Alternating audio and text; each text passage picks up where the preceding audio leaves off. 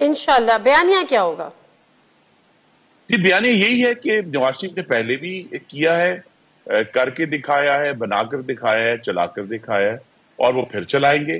اور اس دفعہ جو ہے وہ پاکستان کو ایک بہتر جمہوری اور معاشی بنیاد پر استوار کریں گے۔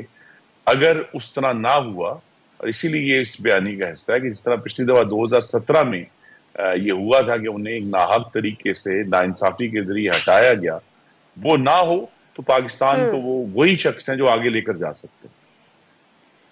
ٹھیک ہے، اور جس نے ہٹایا ان کا احتساب نہیں ہوگا، اس سے پیچھے ہٹ گئے اس بیانی سے مکمل طور پر، یا ڈیلے کیا ہے خالی؟ جی نہیں کہ نہیں کچھ نہیں عرصے بالکل بعد نہیں ہٹے اگر جی، نہیں بالکل نہیں ہٹے۔ نہیں صرف ہٹے؟ یہ ضرور ہے کہ اس پر جب انشاءاللہ پاکستان کی عوام نئی پارلیمان منتخب کریں گے تو پارلیمان کے ذریعے ضرور ایک ڈائیلاگ ہوگا کہ وہ لوگ جنہوں نے پاکستان کی جمہوریت کو ڈیریل کیا اور نقصان پہنچایا، وہ چاہے افواج پاکستان کے لوگ تھے یا وہ عدلیہ کے لوگ تھے، ان سے ہمیں ایک حساب کا شمار کیسے کرنا ہے۔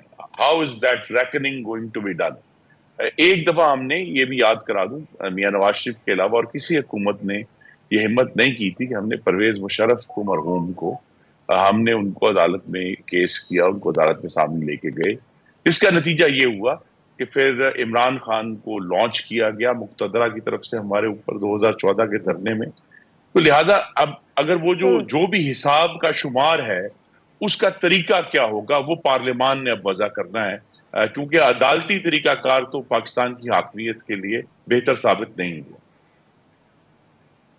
اچھا، لیکن اس کا نتیجہ پچھلے نتیجے سے مختلف نہیں ہوگا، اس کی کوئی گارنٹی ہے اگر ایسا ہوتا ہے؟ جی اسی لیے تو ایک پرانی کہاوت ہے کہ بھئی اگر ایک ہی طریقے کو نتائج سے بے پرواہ ہو کر استعمال کیا جائے تو وہ پاگل پن ہے۔